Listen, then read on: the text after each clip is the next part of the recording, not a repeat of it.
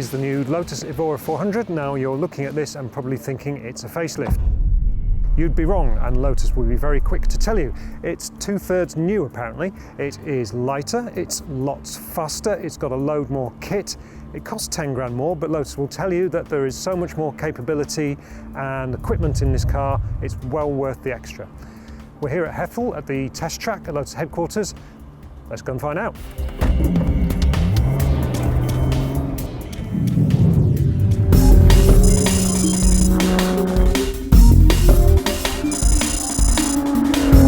There is a whole can of worms about where this new Lotus Evora 400 fits in the sports car market amongst Porsches in particular.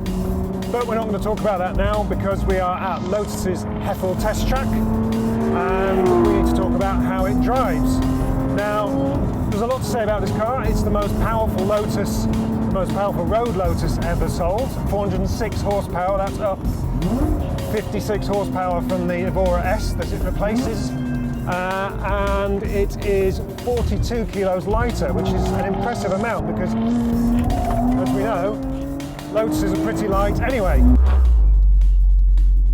It has, for the first time in Lotus's history, a limited slip diff, which we just demonstrated on that corner. This is a big emotional change for Lotus. It's pointier and sharper and more aggressive than any Evora we've ever driven before. Incredibly, that all adds up to it being 7 seconds a lap faster around this track than the Evora S.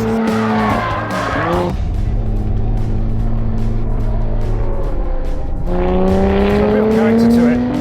Almost matches the Cayman actually for that kind of lovely zingy power delivery, and it's just really easy to balance on the limit as you'd expect of a Lotus.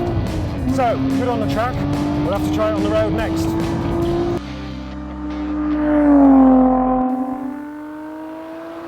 As you can see and probably hear from the slurring gears, this one is an automatic. Previous automatic Lotuses that we've driven haven't been that impressive. Is this one any better? Lotus claim it shifts twice as fast, so let's put it into the manual mode and see if that is true.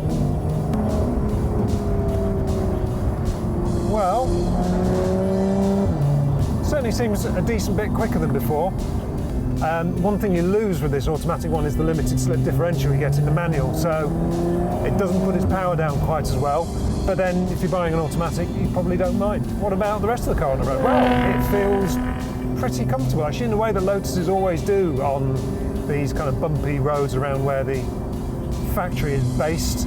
It's actually, for all that kind of trackability, it's pretty plush on the road as well, which is kind of what you'd hope for really. It's nice and small, so as a kind of B-road car, it's absolutely bang on. But when conditions allow, it'll go proper supercar pace as well.